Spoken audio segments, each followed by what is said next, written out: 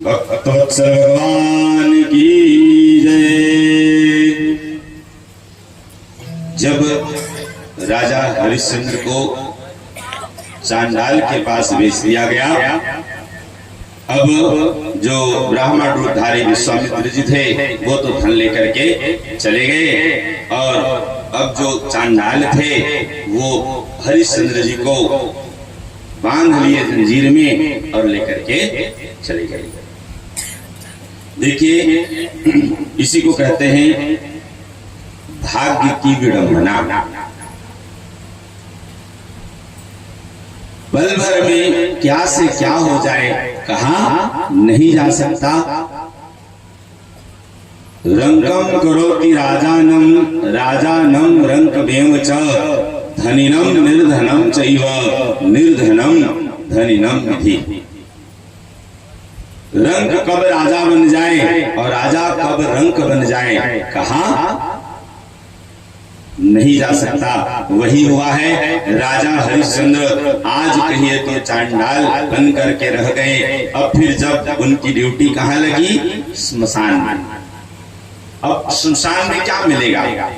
केवल नरक। और भी कहाँ पहुंच गए हैं? काशी। काशी के समय आप लोग सुने होंगे कि वहां जो है ना, आसपास के लोग, अभी तो बहुत कुछ व्यवस्थित हो गया। पहले लोग क्या करते थे कि वो आसपास के लोग जब किसी की मृत्यु हो जाती थी तो जलाते नहीं थे, ले जाकर काशी में ही विसर्जित कर देते थे। मतलब संस्कार करने की जरूरत नहीं, सीधे गंगा में विसर्जित कर देते थे। अब तो सब नियम बन गए कि अब सीधे सीधे गंगा में विसर्जित। वहां तो अभी भी जो लोग गए होंगे इस चीज को देखे होंगे, वहां अनेक घाट हैं जहां पे ये कहें तो लाइन लगी रहती है कि एक गया दूसरा आया, एक गया। अब ऐसे जो है जगह में इनकी ड्यूटी लगी हुई है। कुछ नहीं, बस इधर जो है जलता हुआ दिख रहा है, उधर जो है अधजले लाश दिख रहे हैं। कहीं कोई यदि कोई हिंसक जीव कहीं उसे छेड़ दिए तो कहते हैं ना, अधजला ही लाश उनको दिख रहा है। कुछ नहीं, अब उन्हीं के बीच इनको रहना, उन्हीं के बीच खाना पीना क्या, तो वही जो कुछ मिल जाए। जैसे वहां पिंडदान आदि की क्रिया होती है, उससे जो बचा होता है उसको छोड़ दिया जाता है। राजा बहुत दुखी हैं और मन ही मन जो अपने दुख के विषय में तो सोच ही रहे, वो कितने दुखी हैं। अब इस बात से राजा दुखी हैं कि कल तक राजा थे, आज उनके जितने सब संबंधी जन उनसे दूर हो गए, जितने उनके सब सेवक आदि थे सब उनसे दूर हो गए। और आज यहाँ तक कहा कहें कि उनके जो अब अंग माने गए हैं, पत्नी को अंग माना गया है, अब वह भी दूर। कभी कभी आप लोग भी जीवन में अनुभव किए होंगे, और प्रायः लोग ये सोचते हैं कि दुनिया में मैं ही सबसे ज्यादा दुखी हूं, दुनिया में मैं ही सबसे ज्यादा। एक पुराना गीत आप लोग सुने होंगे, दुनिया में कितना गम है, मेरा गम कितना कम है, लोगों का गम देखा तो मैं अपना गम भूल गया। सच है ना? सबको ही लगता है कि दुनिया में मैं ही सबसे ज्यादा दुखी हूँ, लेकिन सच्चाई यही है। आप थोड़े से नजरें उठाएं और यदि चारों तरफ देखें तो बहुत ऐसे हैं जो आपसे भी ज्यादा दुखी। यदि परमात्मा की कृपा से हमें रहने को सुंदर घर मिल गया, पहनने को सुंदर कपड़े मिल रहे हैं, और यदि दो समय यदि भगवत कृपा से बराबर भोजन मिल जा रहा है, तो इससे बड़ा सौभाग्य और कुछ। अरे ज्यादा दूर की हम बात नहीं करते, अभी आप निकल जाएं रात में अपने घर से, यदि शहरों में जाकर देखें तो बहुत से ऐसे लोग हैं जो फुटपाथ में सोते। शौक नहीं है किसी को फुटपाथ में सोने का, लेकिन परिस्थिति ऐसी होती है कि फुटपाथ में सोना। हमारे थाली में भोजन आ जाता है तो बहुत लोगों की आदत होती है जूठा छोड़ने की, बहुत लोगों की आदत होती है जूठा छोड़ने की। याद रहे, कभी भी थाली में जूठा नहीं छोड़ना। जो चीजें आपको पसंद नहीं, जो चीजें नहीं खानी है, आप पहले से अलग कर दें, लेकिन थाली में जूठा नहीं छोड़ना। क्यों? अब उसको दो तरीके से सुनिए, व्यवहारिक दृष्टि से भी और शास्त्रीय दृष्टि से भी। शास्त्रीय दृष्टि से ऐसा, आदमी पढ़ा लिखा हो अनपढ़ हो, बराबर जब भोजन में बैठते हैं तो कुछ लोग जल लेकर के भगवान को निवेदन करते हैं, तो कुछ लोग हाथ जोड़ करके ही भगवान को निवेदन लेकिन करते हैं। अब यदि आप भोजन में बैठे हैं और यदि आप भगवान को निवेदन कर दिए, जब आप भगवान को निवेदन कर दिए तो क्या हो गया? प्रसाद। वो भोजन नहीं रहा। और जब आप भगवान को निवेदन कर दिए तो प्रसाद हो गया, और फिर प्रसाद छोड़ना पाप है। तो इसलिए भी थाली में कुछ छोड़ना नहीं चाहिए। दूसरी बात, आप यदि नहीं खाते हैं तो आप किसी और को दे सकते हैं, लेकिन जूठा छोड़ेंगे तो जूठा किसी को देना। चर्चा हो रही तो बता देता हूं, आगे अभी अब आज की कथा में सुनेंगे। यदि आज की कथा में नहीं आएगी तो कल की कथा में आएगी। ये बहुत महत्वपूर्ण विषय है, इसलिए बतलाना जरूरी है। गौ माता को कभी जूठा नहीं देना चाहिए। हम लोग गांव में क्या करते हैं, जितना कचरा सब ले जा करके कोटना में नोट कर लीजिए, भूल कर भी गौ माता को जूठा नहीं देना चाहिए। घोर पाप लगता है, घोर पाप। हम लोग क्या करते हैं, जो सड़ी गली सब्जी भाजी है, जो ऐसे अन्न जो बेकार हो चुके हैं, जो ग्रहण करने योग्य नहीं है, हम सब को ले जाके गौ माता को, गलत है, याद रहे। जैसे जो सब्जी भाजी के टुकड़े छिलके भी देने हैं तो ऐसे दो जो खाने योग्य। अब सरल शब्दों में ये कह दूं कि जो हमारे योग्य नहीं है वो उनको भी नहीं देना। हम अपने आंखों में देखे हैं, लोग ऐसे भी हैं जो फेंके हुए को उठा के खाते हैं। अपने आंखों में देखे, भगवान न करे वो नौबत हमारी आई। समय बदलते देर नहीं लगता। आज जीवन में सब कुछ ठीक चल रहा है, अच्छी बात है, परमात्मा की कृपा है, पितरों का आशीर्वाद है, लेकिन दिन बदलते देर नहीं लगता। देखे हम, आप लोग भी देखे होंगे, माल तो गुजर गया, गुजारा हो रही है। अपने आसपास नजर घुमाना, जरूर दिख जाएंगे। इसलिए कभी भी इन पर जो है मैं न करें, ठीक है। राजा को ये स्थिति हो गई कि वहां पे जो है जूठन खाने पड़ रहे हैं, और ये कहें कि जो त्याज्य वस्तु है उसे भी ग्रहण करने, त्याज्य जो ग्रहण करने योग्य नहीं है उसे ग्रहण कर रहे हैं। और अपने विषय में सोचते, फिर तुरंत यदि स्त्री का स्मरण हो आए तो उनके दुख से दुखी वो वहां कैसे निवास कर रही होंगी, कैसे जो है पुत्र के विषय में सोचकर, मतलब ये कहें कि एक छत्तीसगढ़ी में आप लोग कहावत कहते हैं ना, दुबरल, ये सत्य है। वही बात संस्कृत में भी कही गई है, एकस्य दुखस्य न यावदन्तं गच्छाम्यहं पार निवारणमस्य तावत् द्वितीयं समुपस्थितं मे छिद्रे समर्था बहुली भवन्ति। एक दुख से पार पाए नहीं, दूसरा दुख समुपस्थित हो जाता है। यही है दुख की निवृत्ति नहीं हो पा रही। अब इधर तो राजा यहाँ पे दुख का अनुभव कर ही रहे हैं, और जो उनकी स्थिति जो है श्मशान में हो रही है, जिसको आप लोग क्या कहते हैं वहां पे, श्मशान में ड्यूटी करने वाले को सामान्य शब्दों में चांडाल कह देते हैं, है ना। ऐसा उधर क्या हुआ, जो व्यक्ति रानी को लेकर गए हुए थे उनसे सेविका की तरह काम करा रहे हैं, मतलब पूर्णतः अब ये कहें कि मान सम्मान सब जो है नष्ट हो चुका है, कुछ भी नहीं बचा। एक दिन अनायास क्या हुआ कि रोहित वहीं पास के बच्चों के साथ जो है खेलने के लिए चले गए, और बच्चे तो बच्चे होते हैं जो है खेल रहे थे बच्चों के साथ। वहीं पास जो है कुछ घास वगैरह के झुरमुट लगे हुए थे, वहीं से एक सर्प निकला है और रोहित को काट लिया। सायंकालीन समय हो चला, जो है बच्चे खेल रहे थे और वह रोहित जो है नहीं रहे। इस बात की जानकारी जब रानी को हुई तो रानी जो है जिनके यहाँ कार्य करती थी उनसे निवेदन करने लगी कि ऐसी ऐसी बात है, क्या मैं अपने पुत्र का मुख देख आऊं। तो वो उन्हें दंडित करने लगे, बोले तुमने जो पैसे लिए हैं मोल लेकर के लाए हैं ना, बोले तुम काम नहीं करोगी तो ऐसे कैसे चलेगा।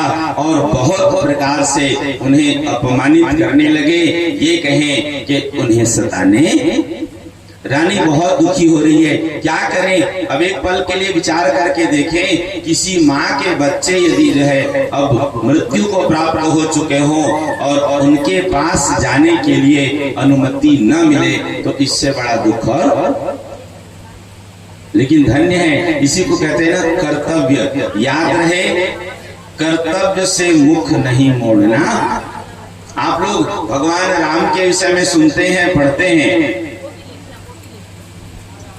भगवान राम के विषय में सुनते हैं, पढ़ते हैं कि कैसे उन्होंने जो है जीवन स्वीकार किए, कैसे उन्होंने जीवन जो है आचरण किए हैं। सच यही है कि वो हमें सीख दिए हैं कि जीवन में हमें कैसे आचरण करने चाहिए। आप लोग जो भजन सुनते हैं ना, सीताराम सीताराम सीताराम कहिए जाहि विधि राखे राम, ये तो महत्वपूर्ण ही है कि जाहि विधि राखे राम ताहि विधि रहिए। लेकिन उससे भी महत्वपूर्ण है कि जेहि विधि रहे राम ताहि विधि रहिए। जैसे भगवान राम ने निवास किया तो वैसे ही हमें निवास करना, ये महत्वपूर्ण है। अब इधर क्या हुआ देखिए कि रानी आखिरकार अब क्या करें, विवश है। इसी को कहते हैं पराधीन सपनेऊ सुख नाही। परवश है इसलिए जा नहीं सकी। अब जैसे इधर घर का कार्य करते करते विलंब हो चला, रात्रि हो गई और तब जा करके फिर उन्हें वहां पहुंचने के लिए अनुमति प्राप्त हुई।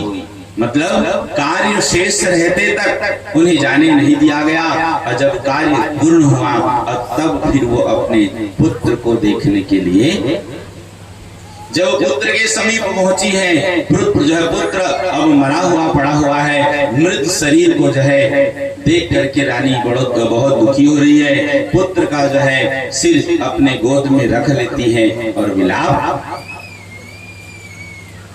अंतिम समय में भी जो है उन्हें देखने को नहीं मिला और अपने भाग्य को कोसते हुए रानी बहुत विलाप कर रही है।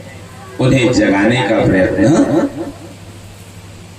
राजा को, जैसे राजा दुखी हो रहे हैं, इधर अपने आप को जो है दुखी देखकर, मतलब अपने आप के जो व्यवहार हैं जो उन्हें भोगना पड़ रहा है उसे सोचकर और उधर बच्चों का स्मरण करके, तो वैसे ही रानी यहाँ जो है अपने दुख से तो दुखी है ही, अब वो राजा का स्मरण करके कि इस समय भी वे उपस्थित, या अब उनसे दोबारा कभी भेंट हुई तो मैं उन्हें क्या उत्तर। इन सब बातों को सोच करके अब वो बहुत विलाप कर रही हैं। अब रात्रि का समय, आसपास कुछ पहरेदार, कुछ चौकीदारी में जो लगे रहते हैं ना, वो उनकी रोने की आवाज सुने। अब रोने की आवाज सुने तो वे वहीं पे फिर उपस्थित हो गए। उनसे पूछने लगे कि तुम कौन हो, यहाँ इतनी रात्रि में कैसे यहाँ पहुंची हो। बहुत कुछ उन्होंने पूछा लेकिन रानी कोई उत्तर नहीं दी। तो लोगों को संशय होने लगा कि कहीं ये कोई राक्षसी, तो पूछने पर भी कोई उत्तर नहीं दे रही है। अब वो आपस में सब फिर एकत्रित हो गए और उसके बाद देखिए संजोग, ये कोई बाल घातनी तो नहीं जो बच्चों को मार करके खा जाती है। और एक बच्चा भी दिख रहा है, वो कुछ बोल नहीं रही है। इस बात से सबके सब जो है अब चिंतित भी है और गुस्से में भी है। कहते हैं इन्हें मारो मारो, इन्हें छोड़ना। इसी बीच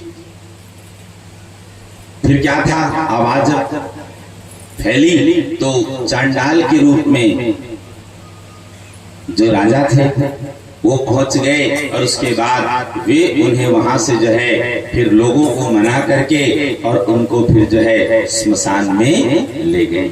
उन्हें पता नहीं, उन्हें ज्ञात नहीं कि ये कौन है, लेकिन ये कहें राजा अपने जो स्वभाव के अनुसार वो आचरण किए और उन्हें लोगों के समक्ष यह कहकर कि मैं इन्हें जानता हूं, जिससे लोग उन पर कोई बल प्रयोग न करे, लोग उनके साथ कोई दुर्व्यवहार। देखिए यहाँ पे व्यवहारिक चीजें हैं, समझना है। शास्त्र सम्मत आचरण, परहित सरिस धर्म नहीं भाई, पर पीड़ा सम नहीं अधमाई।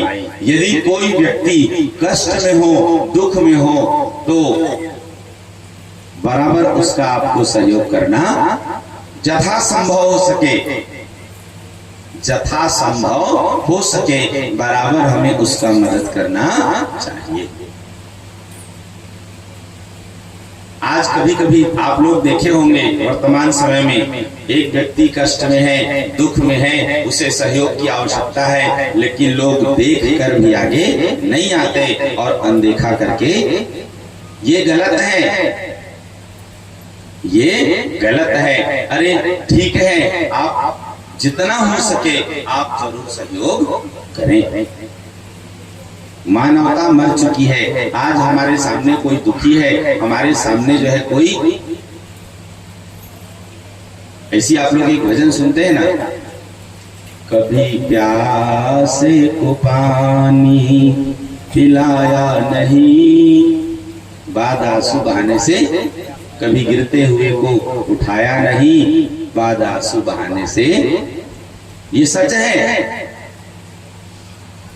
प्रत्यक्ष में जब तक भगवान को नहीं अनुभव करोगे, प्रत्यक्ष में जब तक भगवान को नहीं मानोगे, मूर्ति में भगवान मिलने वाले, बार बार कहूंगा, सिय राम मैं सब जग जानी, करहूं प्रणाम जोरी जुग पानी। याद रहे, प्रत्येक जीवात्मा में परमात्मा का दर्शन करना चाहिए।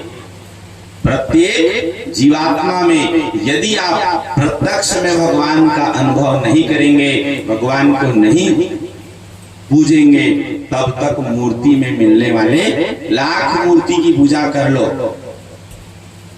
इसका मतलब हम ये नहीं कह रहे कि मूर्ति पूजा गलत है, अर्थ का अनर्थ नहीं करेंगे। हमारे कहने का मतलब यही है कि प्रत्यक्ष में पहले उन्हें पहचानना सीखें।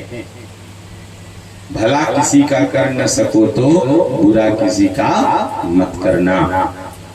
ये हुआ। अब उसके बाद उनको स्मशान में ले गए। रानी बहुत दुखी है और उसके बाद अब वो क्या करें, अपने पुत्र को गोद में लिए हुए वो विलाप कर रही हैं।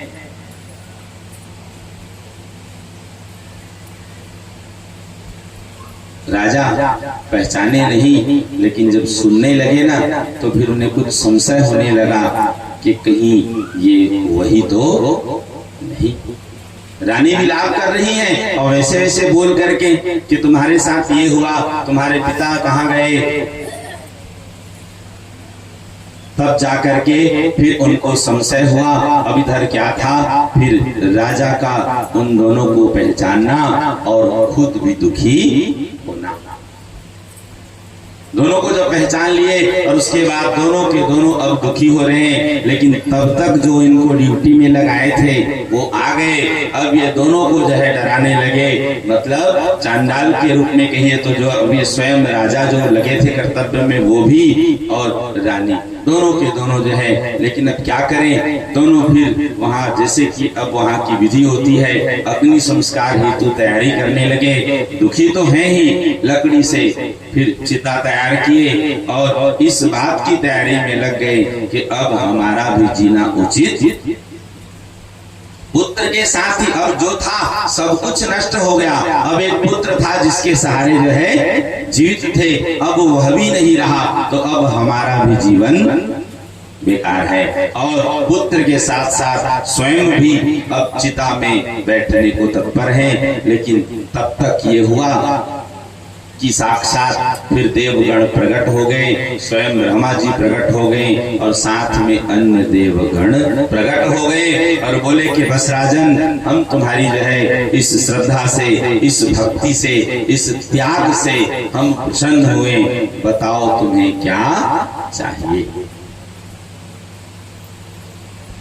अब ये कथा यदि आप सामान्य भाव में सुन रहे हैं तब तो ठीक है, लेकिन एक पल के लिए अनुभव करके देखिए कि जिनके साथ ये घटना घटे उन्हें कैसा अनुभव, अपने ऊपर एक बार लागू करके देखें कि कहीं ऐसी परिस्थिति हमारे जीवन में आ जाए तो हमें कैसा अनुभव। आज लोग अपने थोड़े से स्वार्थ के लिए कुछ भी करने को तैयार हैं, कुछ भी, मतलब धर्म की तो बात ही छोड़ दीजिए, लोग धर्म के लिए, अभी आप कथा सुन रहे हैं, केवल धर्म की रक्षा के लिए, केवल अपने वचनों को पालन करने के लिए राजा हरिश्चंद्र जो है इतने कष्ट का अनुभव चाहते तो सीधे शब्दों में मना कर देते, सब बात गई, लेकिन केवल धर्म पालन हेतु, यही तपस्या है, धर्म पालन हेतु कष्ट सहना। आज हमें कोई चिंता नहीं, जो मन होता है वो करते हैं, जो इच्छा होती है वो खाते हैं, जहाँ इच्छा होती है वहां जाते हैं। याद रहे, कोई भी व्यवहार करें, बार बार कहूंगा, याद रहे, आज का सुख कल का दुख, आज का दुख तो कल का सुख। आज आप जो आचरण कर रहे हैं इसी से कल आपका निर्मित होगा। हमारे जीवन में जब दुख आता है तो हम दुखी होते हैं और पश्चाताप करते हैं, लेकिन याद रहे, आपको ज्यादा परेशान होने की आवश्यकता नहीं, कल जो आपने किया था वही आज आपके सामने उपस्थित है। फिर से कहूंगा, को नहीं काहू सुख दुख करि दाता, निज कृत कर्म भोग सब भ्राता। को नहीं काहू सुख दुख करि दाता, निज कृत कर्म भोग सब। ये एक चौपाई आप जीवन में बैठा हुए है, उतार लीजिए, मन में बिठा लीजिए कि हमारे जीवन में जो भी हो रहा है वो हमारा अपना निजी कर्म, यही सच्चाई है। आप किसी पर दोषारोपण करते हैं, यह उचित नहीं है। को नहीं काहू सुख दुख करि दाता, निज कृत कर्म भोग सब भ्राता।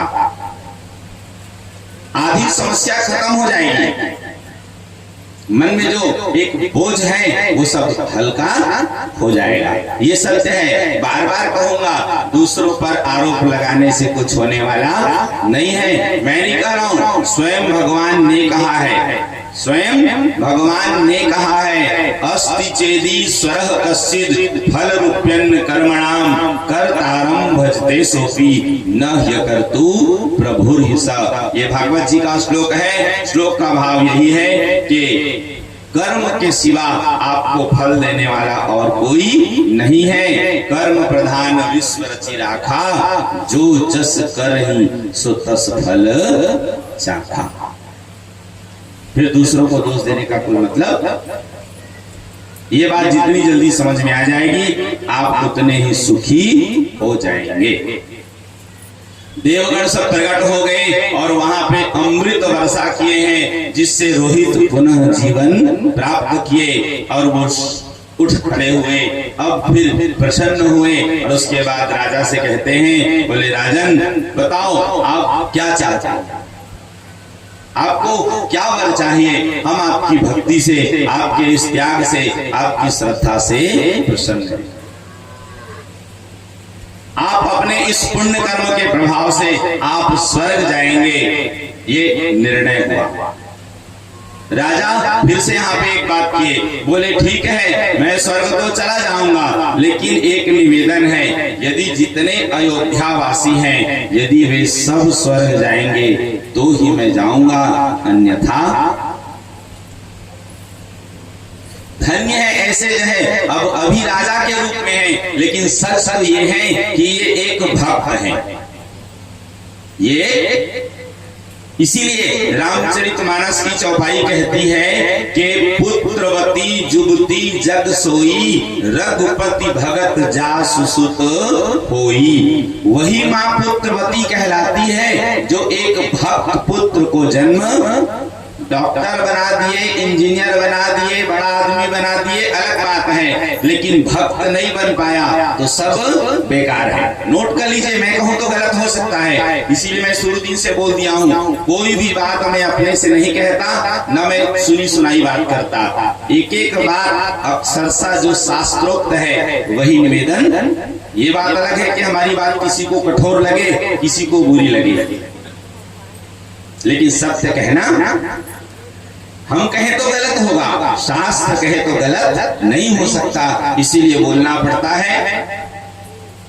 पुत्रवती जुबती जग सोई, एक माँ तभी पुत्रवती कहलाती है जब वो भक्त पुत्र को जन्म देती है। डॉक्टर बनाना जरूरी नहीं है, इंजीनियर बनाना जरूरी नहीं है, सबसे पहले उसे एक भक्त बनाइए। हमारे महापुरुषों ने भी कहा है, जननी जने तो भक्त जन, याद आता या सूर, नहीं तो जननी बांझर, मत वृथा गवाए नूर। सबसे पहले हे माँ, यदि किसी को जन्म देती है तो एक भक्त पुत्र को जन्म देना। किसको जन्म देना है? भक्त पुत्र को। यदि भक्त को जन्म नहीं दी तो किसी दानी को जन्म देना या किसी वीर को, इन तीन के सिवा किसी को जन्म मत देना। यदि तीनों को जन्म नहीं दिए तो बांझ रह जाना, लेकिन और किसी को जन्म देने की आवश्यकता, या तो भक्त को, सबसे उत्तम है भक्त, दूसरा दानी, या तो फिर वीर। भक्त कैसे? ध्रुव जी जैसे, प्रहलाद जी जैसे, ठीक है। ध्रुव जी की कथा आप लोगों ने सब सुनी है। जब ध्रुव जी स्वर्ग जाने लगे, मतलब ध्रुव लोग जाने लगे, जब देव देव पार्षद जब उन्हें लेने के लिए रथ लेकर के आए हैं, तो ध्रुव जी जब रथ पर सवार होने लगे तो उस समय उन्हें अपने माँ का स्मरण हुआ। बोले, मेरी माँ यदि नहीं जाएगी तो मैं भी उन्हें छोड़कर मैं अकेले कैसे जाऊंगा। तो भगवान के पार्षदों ने स्पष्ट कर दिया, बोले ध्रुव जी, हमें पहले ही ज्ञात था इस बात की, मतलब इस बात की पहले ही जानकारी थी, हम जानते थे कि आप अपनी माँ को छोड़कर नहीं जाएंगे, इसलिए हम पहले ही आपके माँ को रथ में बिठा लिए हैं। आगे देखिए, उनका रथ जो है अलग से लगा हुआ। ध्रुव जी से पहले ही एक रथ पर उनको बिठा लिए थे। धन्य है, ऐसे ही पुत्र को जन्म देना चाहिए। ऐसे पुत्र होने से क्या होता है? तो सबसे पहले कुलम पवित्रम जननी कृतार्था, वसुंधरा पुण्यवती च तेन, अपार सम्मित सुख सागरेस्मिन्, लीनम परे ब्रह मणियस्य चेत। सबसे पहले भक्त पुत्र जिस कुल में जन्म हो तो वह कुल पवित्र हो जाता है। सबसे पहला काम, कुलम पवित्रम, जननी कृतार्था, वो मां धन्य हो जाती है जो एक भक्त पुत्र को जन्म देती है। वसुंधरा पुण्यवती च तेना, वह धरती पवित्र हो जाती है जहां ऐसे भक्त पुत्र जन्म लेते। वसुंधरा पुण्यवती च तेना, जिनका चित्त भगवान में लगा हुआ हो, जिनका चित्त भगवान में रमा हुआ हो। तो ये सब आप भी ध्यान दें, बार बार कहूंगा, आधुनिक शिक्षा गलत नहीं है, लेकिन याद रहे हम क्या करें, कलयुग में बसे हुए हैं ना, और कलयुग के ही आचरण कर रहे हैं। मात पिता बालकन ही बुलावही, उदर घर सोई धर्म सिखावही। अक्षरशः में एक बात जो सत्य है वही निवेदन करते हैं, बनी बनाई बात, अक्षरशः जो भी बात कह रहे हैं। कलयुग में लोग क्या करेंगे, माता पिता अपने बच्चों को केवल उदर पोषण का ज्ञान देंगे, उसके सिवा कुछ नहीं, और वही हो रहा। अरे याद रहे, उदर पोषण के लिए ज्ञान की आवश्यकता ही नहीं। कुकर सुकर कहीं पढ़ने जाते हैं क्या? अन्य कोई जीव, उनको डॉक्टर इंजीनियर बनना पड़ता है? क्या उनका जीवन नहीं चलता? तो सबसे पहले वो शिक्षा दी जाए जो आवश्यक हो। यहाँ पे राजा हरिश्चंद्र इस बात पे जो है अड़ गए कि मैं तभी स्वर्ग जाऊंगा जब अयोध्यावासी, अब विचार करें कि अयोध्यावासी से इनको क्या लेना देना था, लेकिन राजा होने के नाते कहें, जो एक प्रजापालक का कर्तव्य कहें, जो एक पिता का कर्तव्य कहें, वो राजा निभा रहे। कष्ट राजा सहे, दुख राजा ने भोगा, लेकिन जब फल मिला तो ठीक वैसे ही जैसे भगवान राम के साकेत धाम जाते समय जितने अयोध्यावासी थे सब के सब साकेत धाम को गए थे। जैसे गोकर्ण जी के गोलोक जाने के समय जितने लोग वहां के वासी थे, यहाँ तक वर्णन है कि मनुष्य तो मनुष्य, जो अन्य जीव जंतु थे वे भी सशरीर गोलोक गए हैं। ये प्रमाणतः सत्य है। तो ऐसे पुत्र होना चाहिए। चर्चा हो रही तो बतला देते हैं, जैसे कि आप लोग सुनते हैं एक सतपुत्र होने से, ध्यान से सुनिएगा, एक सतपुत्र होने से 7 पीढ़ी का उद्धार होता है। एक सतपुत्री उत्पन्न होने से 14 पीढ़ी का उद्धार होता है, और एक भक्त पुत्र हो जाने से 21 पीढ़ी का उद्धार हो जाता है। 21 पीढ़ी मतलब 10 आपसे पहले और 10 आपके बाद, मतलब जिस पीढ़ी में भक्त पुत्र जन्म ले उस पीढ़ी से 10 पीढ़ी पहले और 10 पीढ़ी बाद, और उसे मिलाकर 21 पीढ़ी तर जाती है। तो इसलिए कहा जाता है कि भक्त पुत्र को ही जन्म देना चाहिए। फिर से कहूंगा, कलयुग समयुग आन नहीं, जो नर कर विश्वास, गाई राम गुण गण विमल, भव तर बिनहि प्रयास। हम कलयुग को दोष दे दे करके हम खुद गलत करते हैं, लेकिन सत्य यही है कि कलयुग के समान कोई दूसरा युग नहीं है, और हम सब सौभाग्यशाली हैं कि जो हमें कलयुग में जन्म प्राप्त।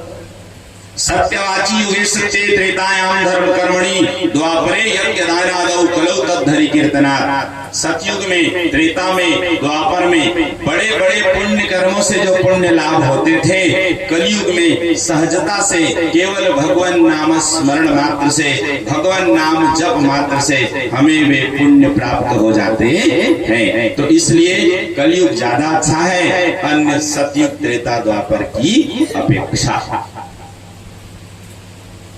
इसके बाद भी यदि आप भटक गए, इसके बाद भी आप अपनी सदगति नहीं बना सके, तो समझ लेना फिर आगे आपको यह सुअवसर साधन धाम मोक्ष कर द्वारा जैन पाई परलोक समारा। ये सत्य है। तो बार बार कहूंगा, जब जागे तभी सवेरा। अभी भी समय है, कीड़े मकोड़े की तरह जो हम जीवन जी रहे हैं उससे थोड़े से बाहर आए और कुछ ऐसा करें कि जिससे आगे हमें सद्गति की प्राप्ति, संकीर्णता से ऊपर उठे और अच्छा आचरण करें। एक भजन आप लोग सुने होंगे ना, मन धीर धरो घबराओ नहीं, भगवान मिलेंगे कभी न कभी, महीनों में मिले वर्षों में मिले जीवन में मिलेंगे कभी न कभी, मन धीर धरो घबराओ नहीं, भगवान मिलेंगे। नोट कर लीजिए, यही जीवात्मा का उद्देश्य है। जीवात्मा तब तक भटकती रहेगी जब तक परमात्मा से मिल नहीं जाती। इसलिए अपना उद्देश्य ना भूलें। कर्म भूमि में आए हैं, कर्म तो करना पड़ेगा, लेकिन अपने उद्देश्य से आप वंचित न रहें, और जो उद्देश्य है उसी के साधन में आप लगे रहें। ये सत्य है। तो वही हुआ। इस प्रकार जो है अब फिर राजा के निवेदन करने पर उन्हें फिर जैसे कि उनकी इच्छा थी वैसे ही उन्हें पूर्ण हुआ। बोले जगतजननी जगदम्बा मैया की जय, भक्तवत्सल भगवान की जय, सब संतन की जय, सब भक्तन की जय। वही हुआ। अब इसके बाद आगे कथा रही है एक दुर्गम नामक दैत्य की कथा। ये एक दैत्य हुए, नाम ही है दुर्गम, कठिन। जहां आसानी से जाया न जा सके, जिसे पाया न जा सके। तो वैसे ही ये दुर्गम नामक दैत्य ये हिरण्याक्ष के वंश से आए हुए हैं, मतलब हिरण्याक्ष के वंश में उत्पन्न हुए हैं। दुर्गम नामक दैत्य ये 1000 वर्ष तक कठोर तपस्या किए ब्रह्मा जी की। ब्रह्मा जी जब प्रसन्न हुए तो इन्होंने वर मांगा है, ये अलग वर मांगे हैं। अभी तक आप लोग जो सुने थे ना कि प्रायः जितने दैत्य थे ये कैसे वर मांगते थे कि हमें अमर बना दीजिए, लेकिन इन्होंने ऐसा वर नहीं मांगा। इन्होंने क्या वर मांगा? बोले वेद मुझे प्राप्त हो जाए। ये जो संत महात्मा, ये जो ब्राह्मण आदि जो मंत्र आदि जानते हैं, वे सब जो है मुझे प्राप्त हो जाए, मुझे मिल जाए। विचित्र सा वर मांगे। ब्रह्मा जी ने कहा तथास्तु, वही हुआ। और जैसे ही तथास्तु हुआ कि जितने सब कहते ना वेद जानने वाले ऋषि महर्षिगण सब मंत्र भूल गए, क्योंकि वो सब आ गए दुर्गम दैत्य के पास।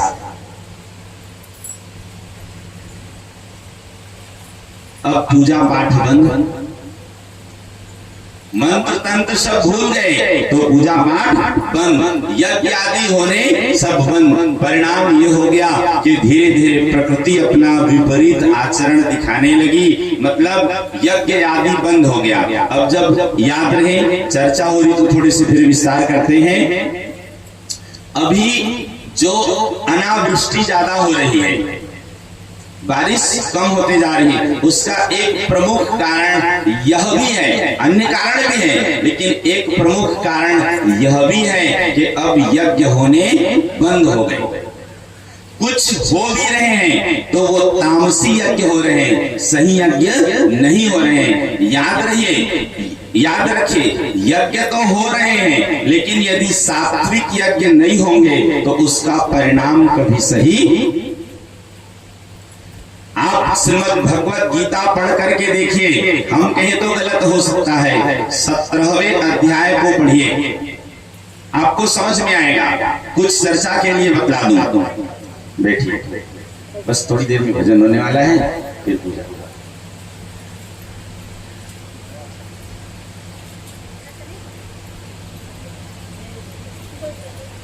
बहुत सुंदर प्रसंग है, हम जिसे श्रद्धा कहते हैं। श्रद्धा भी 3 प्रकार की होती है।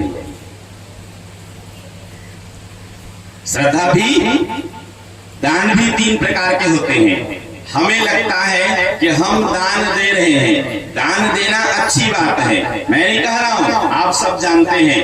प्रगट चारि मह धर्म के कलिमोह एक प्रधान, जेन केन विधि दीन्हे दान कर ही कल्याण। लेकिन याद रहे, आप यदि दान सविधि नहीं करेंगे तो वह दान आपको फलेगा नहीं, तो कहीं कहीं आपकी हानि हुई। तो उसी प्रकार ये जो कर्म होते, हम जो आप लोगों को बार बार बोलते हैं, कभी कभी लोगों को बुरा भी लगता होगा कि महाराज वही बात बार बार करते हैं, लेकिन इसलिए बोलना पड़ता है कि जिससे धीरे धीरे सुधार। अरे आप जो करेंगे आपको मिलेगा, हमें उससे कोई लाभ हानि नहीं है, लेकिन इसीलिए बोला जाता है कि जो हमसे चूक हो रही है वो धीरे धीरे सुधार। इसके बाद भी नहीं सुधरेंगे तो कोई दिक्कत नहीं, आपका किया कर्म आपके पास रहेगा, हमें मिलने वाला नहीं है। तो इन चीजों को भली भांति समझें और उसके बाद ही आचरण करें। वर्षा की चर्चा हो रही है, जैसे मैंने कहा यज्ञ से ही संभव है, ये सत्य है। यज्ञात् भवति पर्जन्यः, यज्ञः कर्म समुद्भवः। आज समस्त प्राणी किससे जीवित है? अन्न से। कलयुग में विशेषकर अन्न में ही प्राण बसते हैं। कलौ अन्ने प्राणाः प्रतिष्ठिता। कलयुग में अन्न में प्राण बसते हैं, अन्न के बिना कलयुग में जीवन संभव नहीं है। तो अन्न कहां से मिलेंगे? अन्नात् भवति भूतानि। अन्नात् भवन्ति भूतानि पर्जन्यादन्न संभवः यज्ञात् भवति पर्जन्यः यज्ञः कर्म समुद्भवः। अन्न से समस्त जीव पालित होते हैं, अन्नात् भवन्ति भूतानि। और अन्न कहाँ से मिलता है? तो पर्जन्यादन्न संभवः, जब वर्षा होती है तो उससे हमें अन्न की प्राप्ति।